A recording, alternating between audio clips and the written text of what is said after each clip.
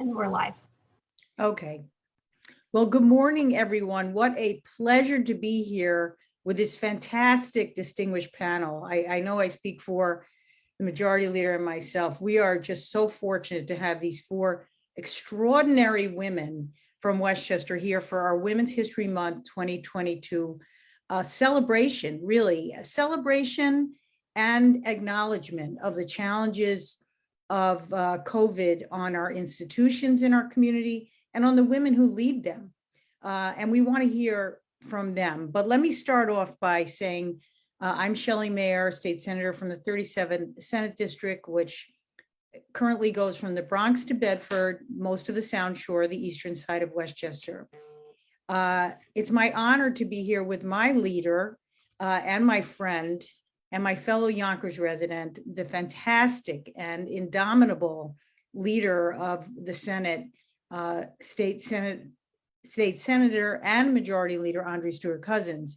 And we've been doing these programs together for several years. And I think we have different experiences that we bring to it, but then we are so fortunate to hear from these four very distinguished panelists, and we're going to introduce them in a minute. But before that, let me turn it over to my leader, Majority Leader Andre Stewart Cousins. Thank you so much, Senator Mayer. Thank you for, again, being not only a friend, but a great colleague. The work that you do as chair of the Education Committee is something that everyone around the state benefits from, certainly our children, who we know will be better off because of the leadership that you've provided. It's really an honor to be here with these great women. And again, I want to thank you and your staff for organizing it, Women's History Month program. We do these things together. We do Black History together. I take the lead. We do Women's History together. She takes the lead. And I'm so grateful because this month is Budget Month in Albany, and it is quite wild and quite intense. So I was saying to these great women that I'm so happy to see you and to have you, tell me about your stresses and tell me about your triumphs, because it's an inspiration not only to the audiences and the people who are with you day in and day out, but also to Senator Mayer and I during what is a really, really intense month. So just so I will, say before you all get a chance to speak, these speakers have dealt with challenges, as Senator Mayer said, during COVID, with all that the pandemic presented. They still managed to do what they needed to do and go above and beyond. They gave hope to all of us. So frankly, I am looking so forward to hearing from each of our speakers. I know that we have a lot to learn from your experiences, and I am just grateful that you are willing and ready to share those experiences with us. So with that, I will send it back to Senator Mayer, and we can begin. Thank you, Leader Stewart Cousins. Let me just mention first the four distinguished panelists, and it's fitting that during this month, we are hopefully confirming Judge Ketanji Brown Jackson. I mean, it really, having seen this sort of cauldron of what this extraordinary woman has been through this week, is a reminder that we as women can learn from each other and hold each other up. And so it was such a passionate moment for me to watch that and to remember we can learn from each other. And I hope we do today. So we have four extraordinary panelists: Dr. Belinda Miles, the president of Westchester Community College; Maria Trusa, the CEO of Forme Medical Center and Urgent Care; Kathy Hallis, the executive director of the Child Care Council of Westchester; and Nikki Hahn, the chief executive officer of what we call WEDC, the Women's Economic Development Council. So I'm going to start with Dr. Miles, who has been a credible partner for both the leader and myself, and because WCC is such a place of change and thoughtfulness and responsiveness to the needs of our districts. So Dr. Belinda Miles is the third and first female president of Westchester Community College, the State University of New York's first Hispanic serving institution and a federally designated minority serving institution in Westchester County, one of the nation's largest metropolitan regions, obviously. Dr. Miles advocates for workforce development, expanding economic mobility, humanistic approaches to technology integration, and community colleges as a force for creating equitable and inclusive democracy. And we have seen that firsthand, the leader and I, in terms of the programs and the attention to all of our students of our district. A recognized thought leader in community college education, Dr. Miles leads teams that provide pathways for all members of our community. She received her BA in political science from York College of the City University of New York, something we are trying hard to support, and a MA in educational psychology and a doctor in higher education organization and leadership development from Columbia University Teachers College. So the first question that's going to be for each of you is, can you briefly describe the challenges of COVID to WCC institutionally and sort of the outline of how that played out for WCC and your role as the president? Certainly, and good morning to everyone. Thank you, Senators, for putting this panel together. I'm always delighted to share information and certainly to uplift women throughout our community and all members of our community. Wow, the pandemic that was named in 2020, how extraordinary, and how extraordinary that it started in my home city, New Rochelle. So we were one of the original epicenters of the pandemic for the United States. And that's pretty remarkable. We had students who were working at those events on those nights. They were busing tables and valet parking cars. They were there with the EMT teams that were on the spot. They were in the hospitals providing care. So we began to get phone calls very early when that news broke out. As a matter of fact, we operate a Chinese school on Sundays, and we had families calling in as early as January saying, we don't think we should start. We have families returning from overseas, and we're very concerned. So we immediately had a pandemic response team in place. We dusted off our previous emergency plans, and we met sometimes 6 days a week because we were getting news from the state on Sundays, so we had to convene our teams. And we had the good fortune of being on spring break, and we extended our spring break by a week. Our faculty and staff were just amazing. Our faculty had to move from just fewer than 5% of courses that we were offering online to 100% remote learning. This was a shock to our students. This was a shock to our system. We began to see the mental health trauma that early, and we were determined to help our students finish toward graduation. We had to do it remotely, but we were determined to see them through to get their coursework completed. Our faculty got trained 100% of the full-time and the adjunct folks. Our foundation raised money for scholarships immediately, for laptops immediately to support our students, to make sure that they had the resources that they needed, the technology to embrace this remote learning, as well as the bandwidth to get the internet. In some cases, they had the laptop and no internet. So what we learned and what we saw during this pandemic was an amazing commitment to what our North Star is. We're democracies, part of higher education. Our doors are open. We accept students into our institution. We meet them where they are. We give them the supports they need so that they can have the economic mobility and opportunities throughout our community. And so we watched people rally, again, 100% remote services, online technology infusion. It was really remarkable. And so we ended up in a place that's very different than where we started. And we actually have new resources to help us to meet new markets, that we can meet adult learners who may have challenges with transportation, with childcare, Kathy. And so they're able to, we've really, I won't say we've perfected online learning, but we've come a long, long way with regard to tools that are available and resources that can support our learners and wraparound services that can help them to get online tutoring and financial aid processing. So in some ways, we've learned a lot of things that have positioned us for newer levels of service in education and access and opportunities. So we take the good with the difficult. Of course, many people have personal suffering. And so you asked the question about humanity, Senator Stewart-Cousins. And so making sure that we partnered with the county and with others to provide the employee assistance programs and groups that could get together through Zoom and support each other along the way. And we're still learning. And so it's I'm delighted to pass the mic back to you, Senator Mayor, and continue to share as the panel continues.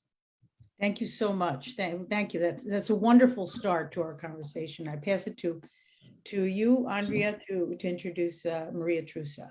Sure. And again, thank you so much, Dr. Miles, because we know education is the key. And by the way, I want to say that this year's theme for Women's History Month is women providing healing, promoting hope. And so talking about that healing, I get to introduce Maria Trusa. Hola, Maria. Hola. Good to see you. Good to see you. So just to give you a bit of information about Maria. Maria is the Chief Executive Officer of Forme Medical Center and Urgent Care in White Plains, New York. She's an innovative leader in healthcare in the New York metropolitan area. At Forme, Ms. Trusa focuses on making medical and urgent care available to the vulnerable Latino community, as well as other uninsured individuals and families in need. In 2020, Ms. Trusa also founded a nonprofit organization that she calls Yo Digo No Más, means, that's why I get to do this, right? Yo Digo No Más, I say no more, which raises awareness of the prevalence of sexual assault and abuse in Latino communities. Yo Digo No Más helps sexual violence survivors break the cycle of abuse and provides mental health and trauma-informed services for survivors and their families. This organization originated after the publication of Ms. Trusa's autobiography, which is of the same name, I Say No More, which chronicles her early years growing up in the Dominican Republic, where she experienced traumatic sexual assault at the age of 9 by a close family friend. I think it's no secret that sexual violence was, so much part of the underlying story in terms of this COVID situation, because people were pent up, sometimes with their abusers, with nowhere to go and no escape. So I really thank you for joining us, Maria, and the floor is yours. Thank you so much, Senate Majority Leader Andrew Stewart-Cousins. And my friend, Senator Shelley Mayer. It is an honor to be here with these powerful women. Uniting our voices together, we can really make a serious impact because our voices are stronger. I have been blessed to be able to be in a place that I can impact. My mission in life is to really impact millions of people. And I started impacting hundreds, and then I got to thousands, and now I'm really on a roll trying to get to the million. At Forme, one of the things that we realized when the pandemic started was, how are we going to care for the thousands of patients that we've been able to care for that have no insurance? Many of them did not have an ID. They didn't travel. They didn't have a car. And after closing the office for 2 weeks and crying almost every day as we would get calls that our patients were dying, that our doctors had to sign a death certificate, it became really my mission with Gina Capelli, my partner in crime, my best friend. Nothing is impossible for the two of us. So we decided we're going to do testing. We're going to do testing outside of our facility. We are going to speak with everybody that can allow us to help us to do this. And to make a long story short, we ended up doing 200 tests a day at the beginning when we first opened on the sidewalk, but we were not just doing the tests. We were checking vitals, oxygen level, blood pressure. We would send people from the sidewalk. We would call the ambulance and they were taking the patients from here. But we were that face for the people, the underserved community that didn't have a place to go. And when you do, I always say that when you have a strong mission, and God knows it, because he really tested us for a long time at Fort May. This was the final test. And it, unbeknownst to us, this was going to actually put our business in a financial level that we could open up another facility to continue serving the underserved. And by the beginning of 2023, we are opening on Main Street in Yonkers. So Senate Majority Leader will be right next to you. So we have been, and now I can tell you that we've served about 80,000 patients since the beginning of the pandemic doing COVID testing. And I know many of you actually ended up coming here because with us, nothing was impossible. We said we're going to be here opening until 8 o'clock at night. We're going to open every day. And there's no holidays. We were open every single day until today, actually. So I'll pass it on. Thank you so much. So exciting. Yes, and I can just say that I'm sure the leader and myself, we had hundreds of people, particularly in our Latino immigrant community, who were on the front lines, essential workers, without the ability to get tests. And we were sending them to you because you were there for them, and not only speaking Spanish and making a more comfortable experience, but recognizing what tremendous strain they were under and their families, because many of them had to go to work or lost their work and had nothing to fall back on. So thank you so much.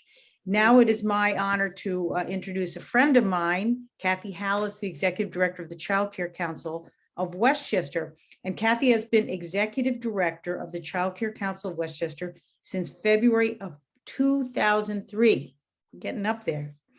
A child care resource and referral agency. The council has been promoting safe, quality, and affordable childcare, frankly, long before the world recognized how essential it was. And I'm proud to say that this year, in our One House budget, we've made a substantial commitment to moving towards a universal childcare. And we're going to get there, but Kathy has been on that for a long time.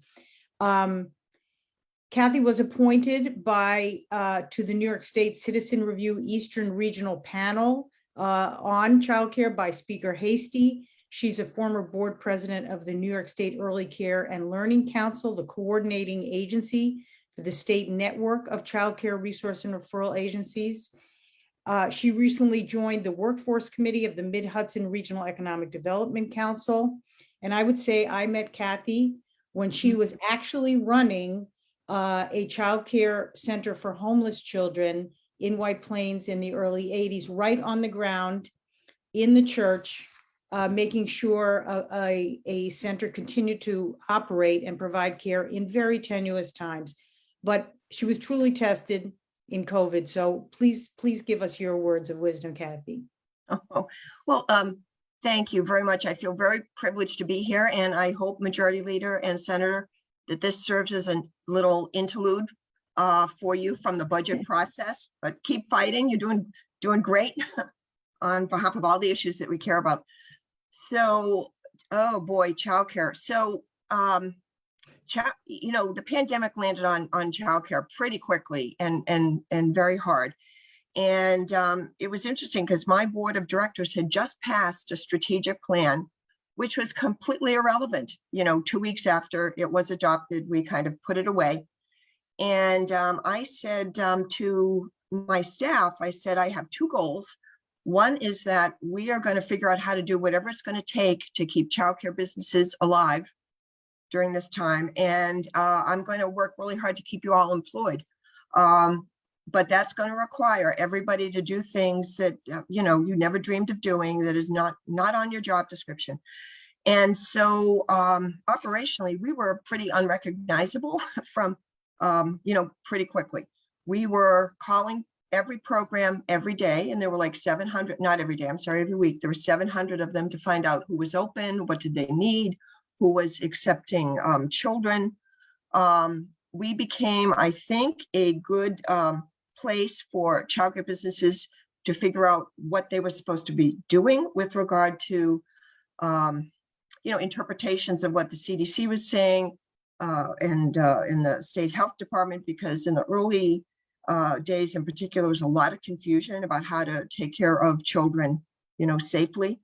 We looked like a Costco at one point because we ordered and packaged and redistributed, I don't know, $350,000 worth of health and safety supplies funded by the feds through New York State Office of Children and Family Services. These were materials that the programs needed that they couldn't get their hands on or afford so that they could stay open. We started to do all our training virtually, and that was, you know, a very interesting process. And we administered several scholarship programs, primarily for essential workers, because while many people had the option of working remotely, there were many folks that could not. And millions of dollars worth of scholarship programs, actually, we were responsible for, and talking to people who had to go out and, you know, and work and keep the rest of us safe. We did food distributions, we delivered diapers and baby clothes, and again, whatever it took in order to keep everybody kind of alive. And, you know, I want to say a few words about the childcare workforce, because I have not met a braver, more generous group of people in my entire life. And they were fearful, like everybody else was, about what this was going to mean to them personally and for their own families. But, you know, they had parents that had to get to work. And in childcare, you almost become part of the family of the children and the families who come to you. And they felt that they could not let them down, would not let them down. So, it's been an inspirational time in many ways. And I guess the other thing I would want to say too is that we had enormous amounts of help from some typical partners of ours, but also from unexpected places, so that we were able to do things that we didn't think we could do. So that's we came out of it, and I would say that childcare did too. Remarkable, remarkable. Thank you. Thank you so much, Kathy, for your work. I think that all of us realize that childcare is just at the core of our ability to do what it is that we need to do. And if we didn't figure that out, again, during this crisis, we clearly understood that in order for us to be able to function as a society, we need to be able to have reliable, regulated, safe spaces for our kids. And that's why we continue to work so hard to make that a reality for everyone. Yes. So thank you. You know, I couldn't think of a better way to round out the conversation about this than by talking to hearing from Nikki Hahn, because again, developing entrepreneurs is what WEDC does. And, you know, so many women who obviously have had to leave the workforce and reinvent themselves. And, you know, we're talking about healthcare, we're talking about education, we're talking about childcare, and now we're going to be talking about entrepreneurs. But let me just tell people a little bit about you, Nikki. Nikki Hahn is the CEO of Women's Enterprise Development Center, also known as WEDC. It's an organization that enables female entrepreneurs to build successful businesses in Westchester County and the Hudson Valley and beyond. At WEDC, Ms. Hahn works to support and empower these talented entrepreneurs to transform their lives through achieving successful businesses. Ms. Han works to ensure that female entrepreneurs reach their goals and aims to build a vibrant community of women business owners.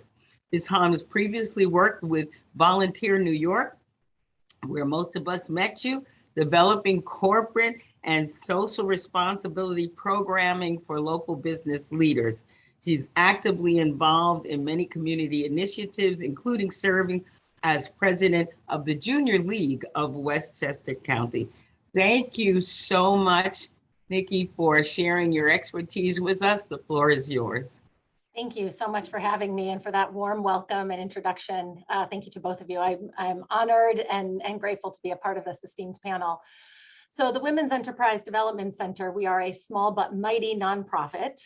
We're funded in part by the SBA and New York State and many local municipalities. And we work to empower women and minority small business owners throughout Westchester County and the Mid-Hudson Valley. Small business owners were hit immediately. I remember that day back in March. I too, Dr. Miles, live about a quarter of a mile from the epicenter of where COVID first struck for us here in Westchester County. And our small business owners closed their doors immediately. They were mandated to, and we received calls from women, sobbing, wondering how they were going to support their families. They didn't know when they'd be open. Originally, we thought it would be 2 weeks, and then 2 weeks turned into a month. And here we are 2 years later, and things have significantly changed for small business owners. For the brick and mortar stores who we serve, they were terrified. They just didn't know what to do. Many of them sought our help with the PPP, with other New York State grants. Our staff was literally taking phone calls around the clock, supporting these small business owners, filling out this paperwork. It's a daunting process to go through that, to say the least. And so they really relied on our support, helping them through that time.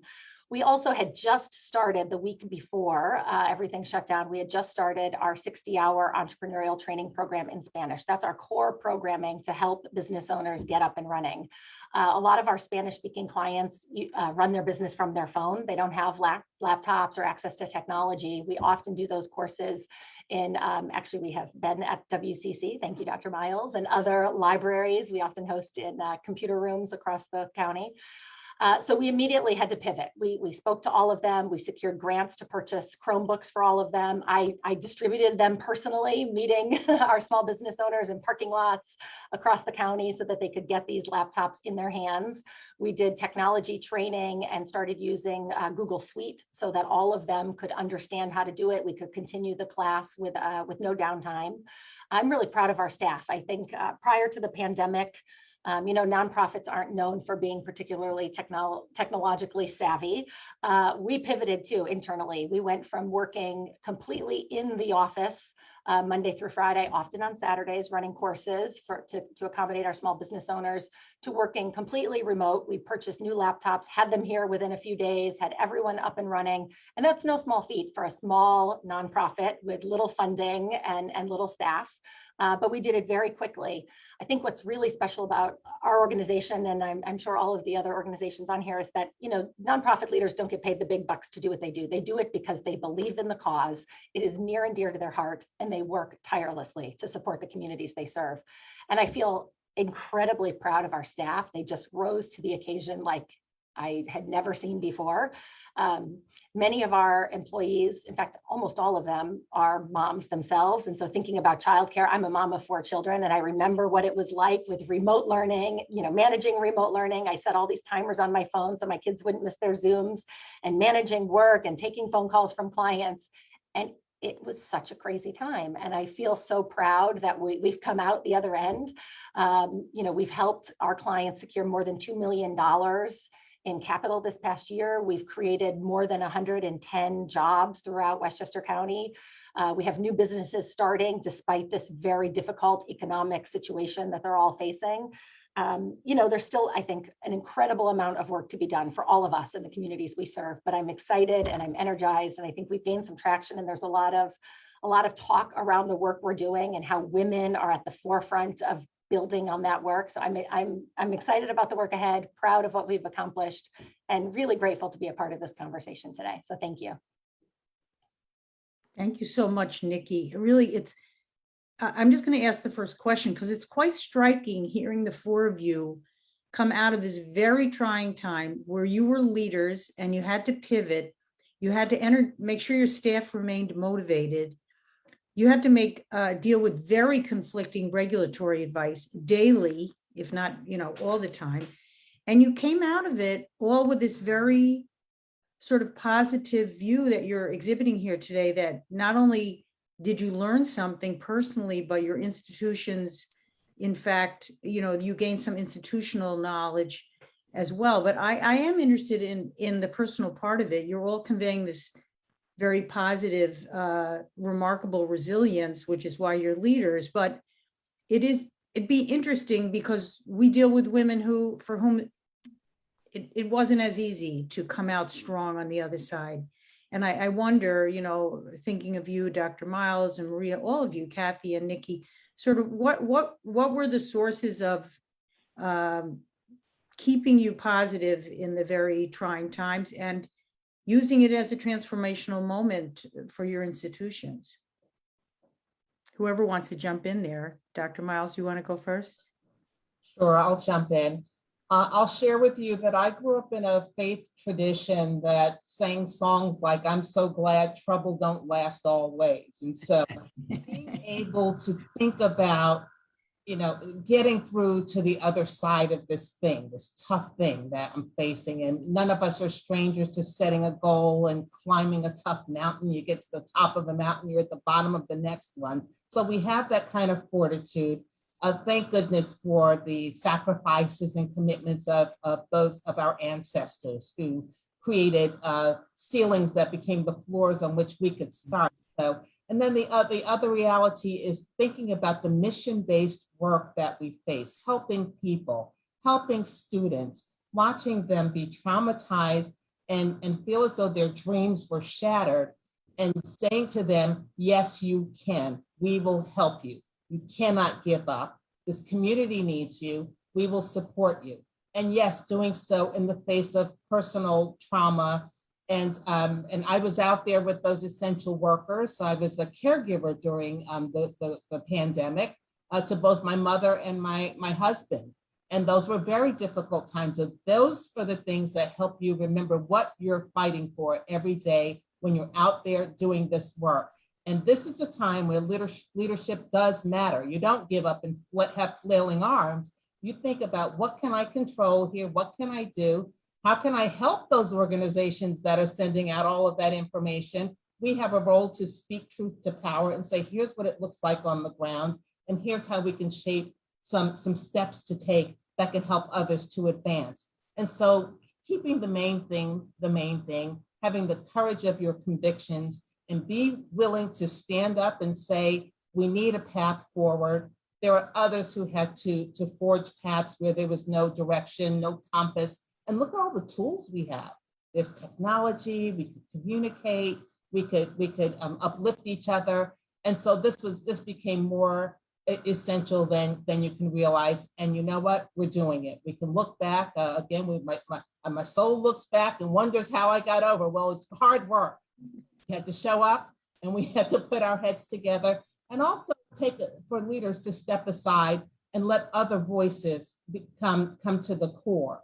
One of the things I had to do early on in these Zoom meetings was to realize that a hierarchical structure wasn't going to make it. So empowering teams to do their best thinking and bring their best thinking as well was something that helped us to advance in very significant ways. But keeping that focus on, we will help these students graduate. And we have another challenge to get people to come back out of wherever they're hiding, to say, you need to come to school, you need to come to work. There's a wonderful future. So stay focused on the end game. We'll help you get there. So powerful. I see some of those same things. I have to say, the leader uses some of these same techniques. I'm sure she was thinking similarly. Oh yeah, and I got a lot of people who don't really want to come back yet, but you're not alone. Come back. Maria, what is your thought about that, the personal and institutional challenge part?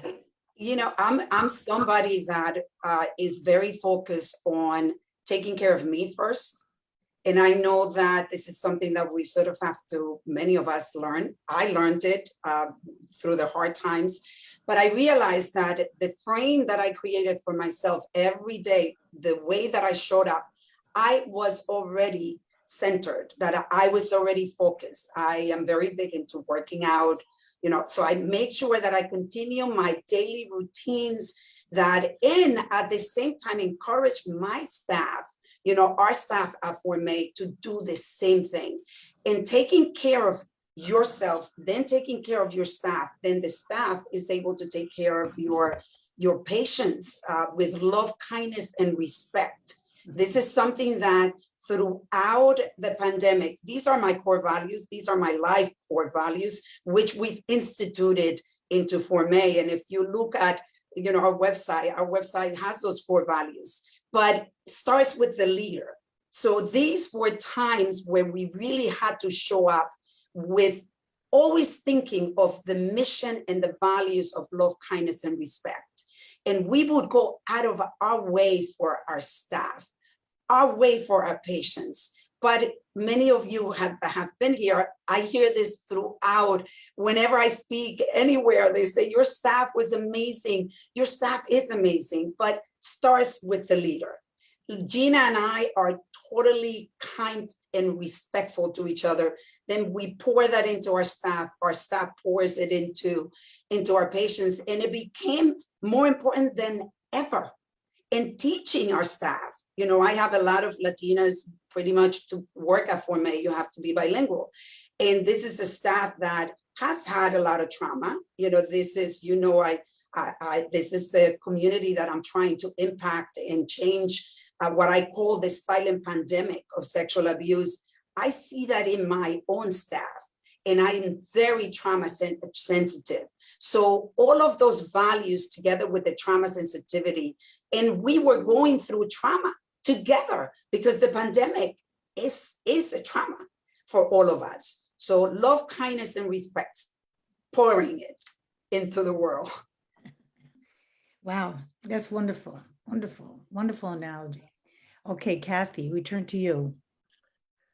Well, I would say that some days optimism is like a conscious choice. You almost have to say, I'm gonna behave in a particular way today because I want to show people that we're going to be okay. And we talked a lot about we're going to be okay. Because childcare programs were physically open, I felt it was important for the childcare council staff to be physically present. So we did close a couple of times when we had somebody who tested positive, but but that was rare. And for the most part, we had people in the office all the time, staggered, schedules. And so we were constantly trying to figure out what do we need to do and how can we do it to keep this very fragile childcare industry alive so that they can do what they need to do while protecting our staff, the well-being of our staff. So we had,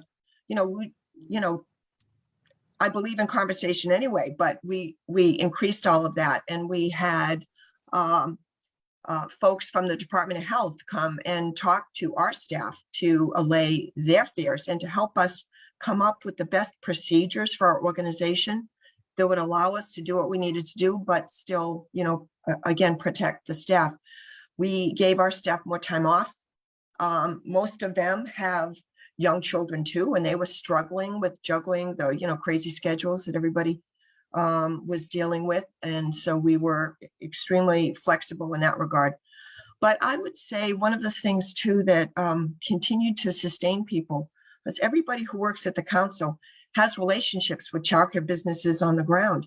And however tough it was for us, it was nothing compared to what the childcare programs themselves were trying to do day in and day out. So I think that is what really made it possible for people to do things that, perhaps they didn't think that they could do. And I would say too that we had enormous help from the state, from Westchester County. We had foundations that called up and said, we see what you're doing. Here's some extra money. I mean, we got you know, we got so much support. I've always said to people that there is no better place to be than Westchester. And that was actually, you know, made very real for me once again. It's fascinating. Nikki, you want to add? And then Leader, you can go after that, this round. Sure, I'd love to add to that conversation. Kathy, I completely agree with this notion of a lot of the clients we were serving had it so much worse off than what we were experiencing. And while it was traumatizing and very difficult for all of our staff, when they heard the phone calls from many of our clients who are predominantly low to moderate income, some of them have hourly jobs by day and are running their business on the side. I mean, their stories were devastating. And so I think really that carried on, that helped us carry on, to be honest, that knowing that these clients had it so much worse off than we did, and they were relying on us to help them. I'll say a big part of what we do, while we definitely provide the hard business training that small business owners need, a big part of our programming focuses on empowerment and getting small business owners, especially women, to own their voice and to feel confident about their program and their business. So that empowerment piece, I think, is a common thread throughout everything we do at WEDC. We empower our staff to help small business owners. Our staff empowers small business owners to run their day-to-day business and generate economic growth throughout our communities. And I think as leaders in our organization, and I had the great fortune of working alongside Ann Janiak, our founder and former CEO, I think she and I are very similar in that we're a voice of reason and a calm, steady presence among our staff and our organization. And so, you know, it was scary for us too, right? As I'm sure it was for all of you. Things were changing on a daily basis, and we really didn't know what was around the corner. But we just kept our focus on our mission. We're there to serve our clients. We're there to help these small business owners. And I say over and over again, I'm so proud of how our staff rose to the challenge. We get calls all the time still today, you know, of small business owners in New Rochelle, and many of them are childcare providers. Kathy, I know you and I serve some of the same people, thanking us for our, you know, voice of reason, for our steady, calm approach and helping them navigate this really difficult time. It's not over, right? It's still, we're still taking it day by day in some instances, but I do see light at the end of the tunnel for sure. Well, thank you all. You certainly all are lights, and you know, hopefully the end of the tunnel is coming. But I think we always figure out there's always another tunnel, right? So I used to think that, oh well, you know, tomorrow or next week or whatever, and you know, it's all very unpredictable. But one of the things that I think is a theme is the interrelatedness and the way that you know, we need each other in order to be able to do what we do. You know, each of the things that you do, and I think in general, women, especially people, we all know that we don't do these things by ourselves.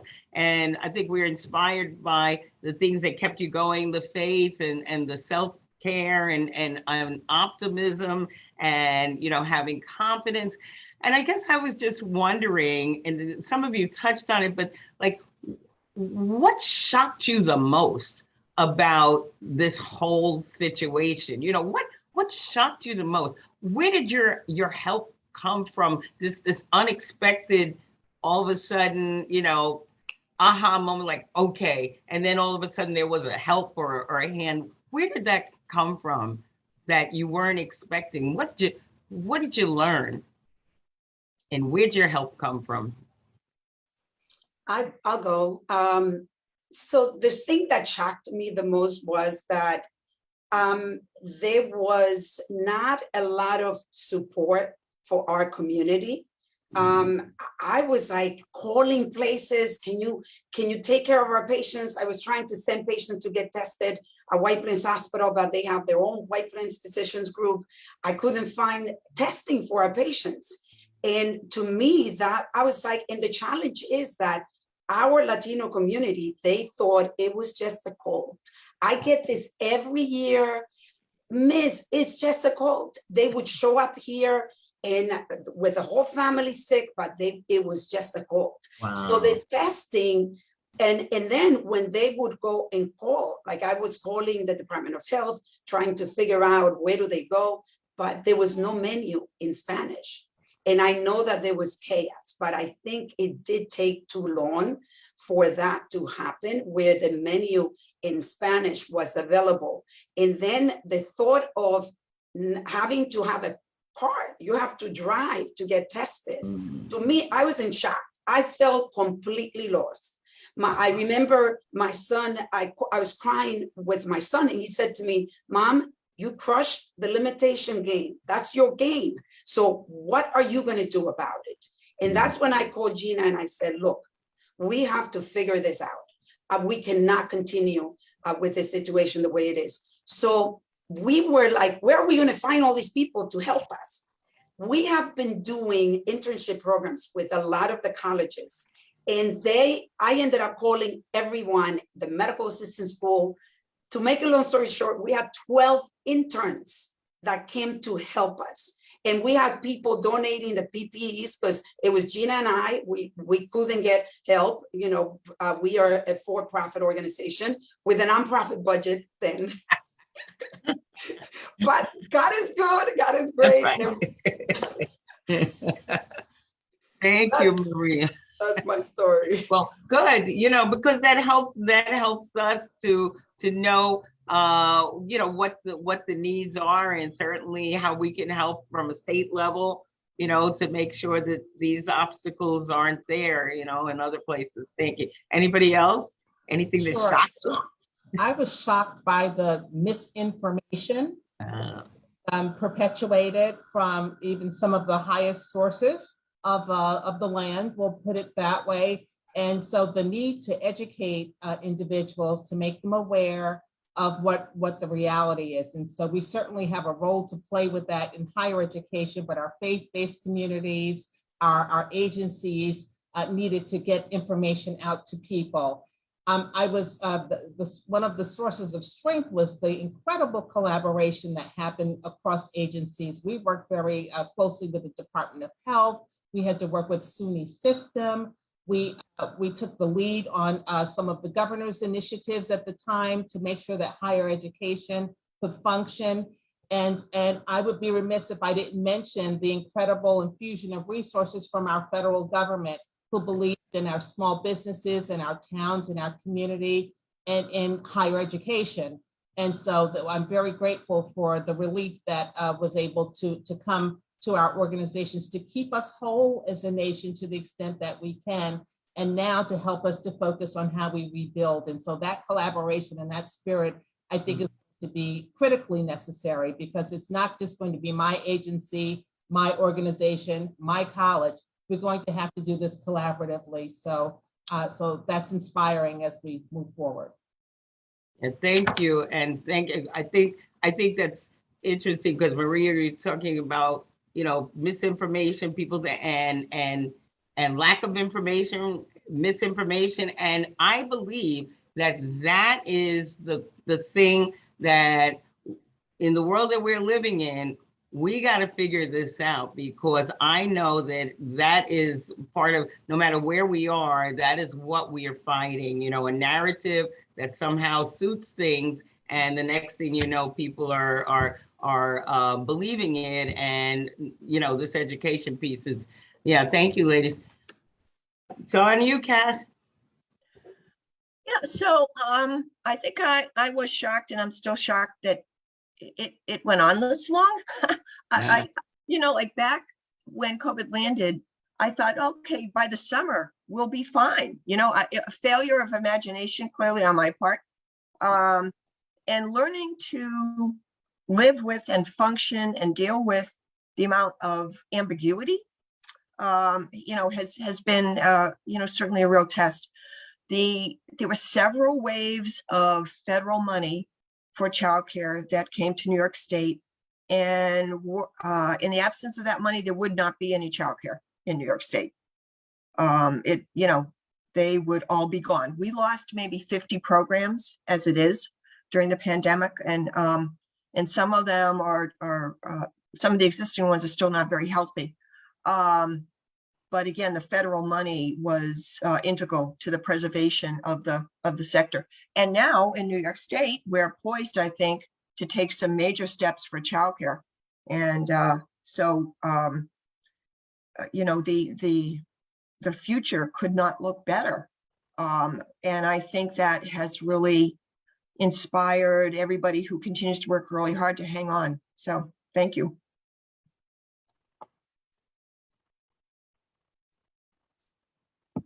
You're muted. You're muted. You're muted, Andrea. I'm sorry, you're muted. You'd think I would know better by now. But I said, hopefully this lack of imagination, and maybe it's over now. And, you know, I know that we all hope that it is, but thank you again. Childcare is so important to us in the state. You know that. And everything. Nikki. Sure. I think from my perspective, you know, and maybe this comes from the intersection of being a working mom of 4 children and also working for an organization that primarily serves women. You know, we saw all over the news, women were leaving the workforce in droves. I think there's a staggering statistic that is well over millions of women who left. And it really shone a light for me on the inequitable childcare and household responsibilities that women often bear at home. In fact, so much so that at the Super Bowl last year, there was an ad, a commercial around this. This was kind of my big aha moment. And at the time I was doing some graduate coursework at NYU and ended up doing a project on this. But what I realized is it spans every socioeconomic level, right? Women of all stages, every woman we know, it seems, bears the brunt of childcare and household duties, more so than our male counterparts. And so from my perspective, it's thinking about what can organizations do to lift up women in the workplace, to understand the need for flexibility. What can, you know, our state and federal government, what can our state and federal government do to support those causes, to create more of a culture around sharing of those responsibilities of work balance, flexibility. But yet, so all of this is, you know, difficult and a hardship for many women and children too, unfortunately. And yet I think there's a beautiful opportunity for organizations like WEDC to support these women who now find themselves out of full-time work, rethinking their career paths and looking for a new means for financial stability. Small business ownership happens to be a wonderfully flexible, oftentimes, means for financial stability. And so we've been working with a lot of women who had, you know, very bustling careers, a lot of women coming out of the city actually, who are now home and are rethinking what kinds of hobbies, what interests did they have, could they turn these into viable businesses, and really rethinking their business trajectory.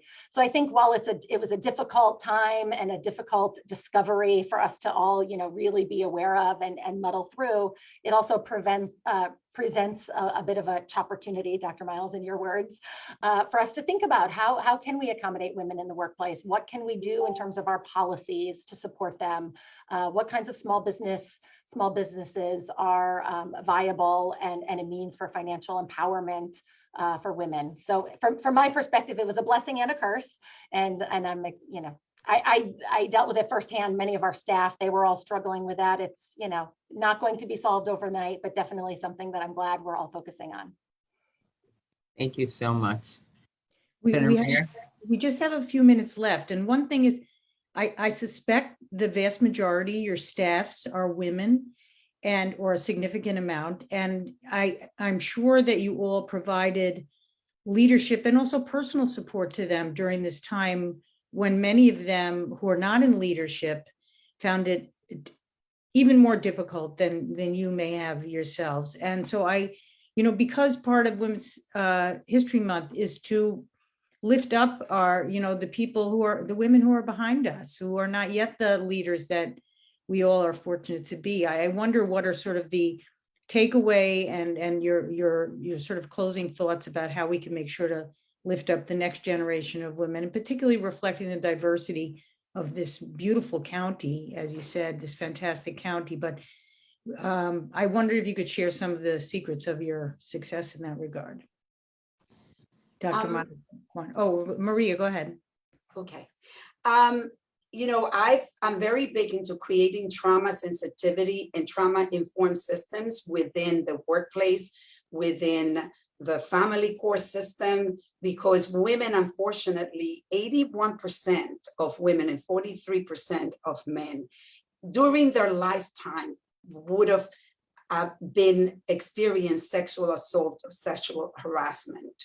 And understanding that the magnitude of mental health issues that brings into the workplace, into every system, because there's such a stigma in mental health, and people have the tendency of not keeping it secret, it's almost like this is dirty, like you don't talk about that. So everybody feels alone in their dirty secrets. And we need to create more sensitivity. And that's something that I guess because of my trauma, I am extremely big into creating trauma-informed system, which I've implemented for May. So I would encourage people to really pay attention to that. Thank you. That's great. I Dr. would Miles. say that the pandemic was a great equalizer. You could run, but you couldn't hide. It was going to touch lives in certain ways. So allowing ourselves to put our superwoman capes down, recognize that we're all vulnerable, we're all in it together. Sadly, I lost my husband during the pandemic, and the amount of love and support that I received from the men and the women who are part of the community where I work, where I extend myself into the broader community was just so helpful.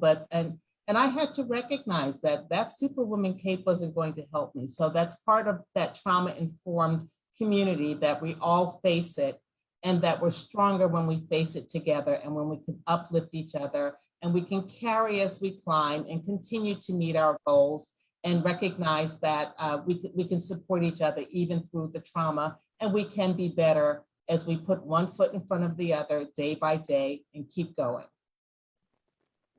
Well, Dr. Miles, as you know, we just have so much respect for you and the way you conducted yourself, and we recognize and send our condolences, as you know, but your leadership really shone through this, and thank you for that. Kathy, you want to join in on this? Yeah, I would just say that, in some ways, the pandemic did kind of force me to slow down a little, and that's probably not a bad thing.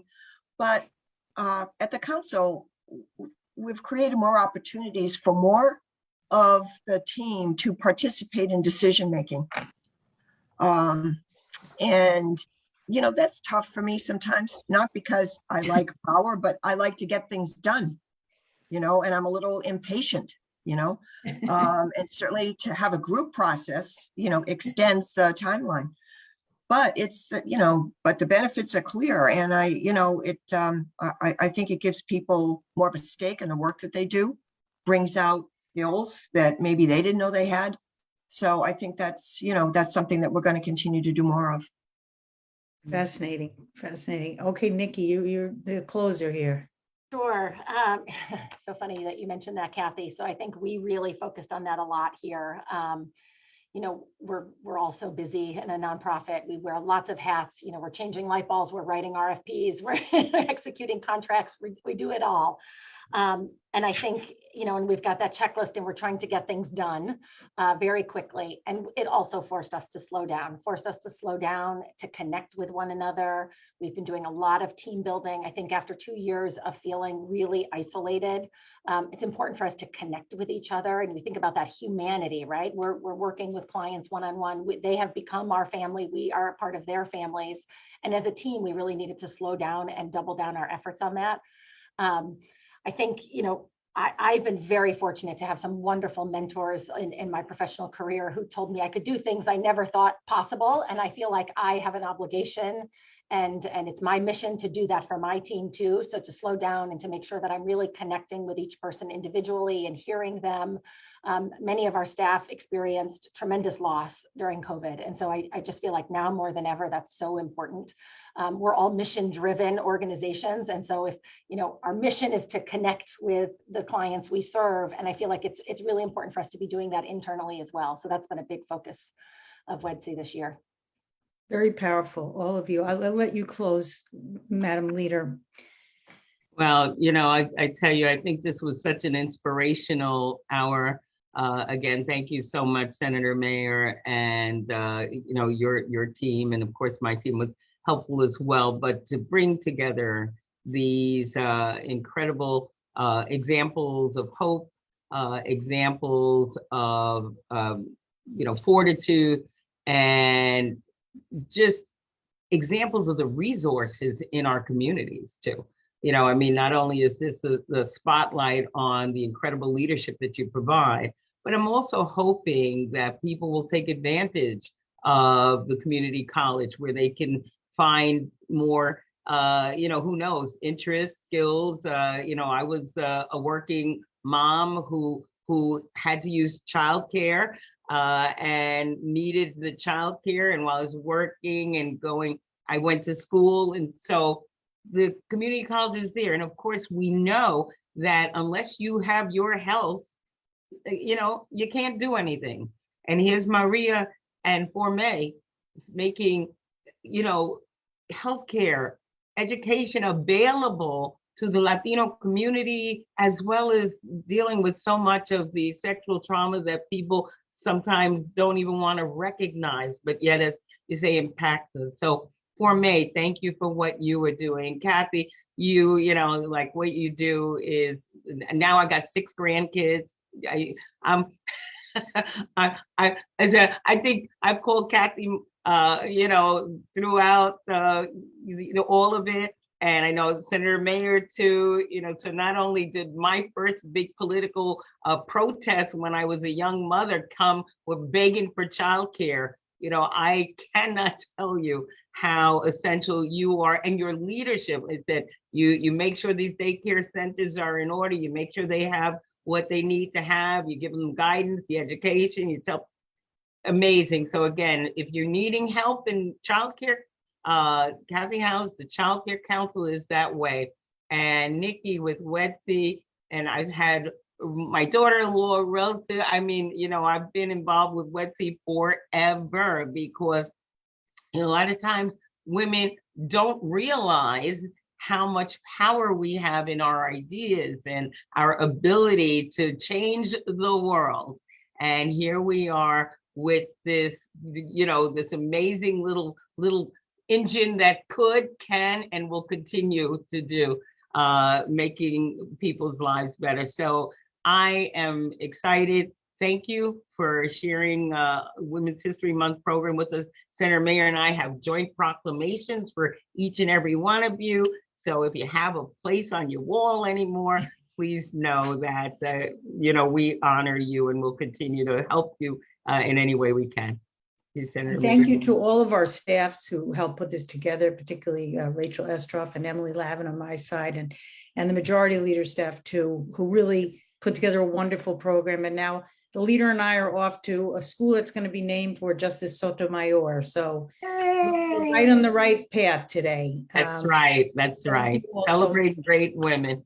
Thank you very much. Senator Mayer, can I just invite everyone to our first Yo Digo No Más March, April 30th. Wow. For the National Sexual Violence Awareness Month, and it's in Yonkers. Excellent. We're doing it with the mayor and the school district. So I'm inviting all of you. Gracias. Wonderful. Thank you. Thank you. Thank you all. Thank you, everyone. Bye.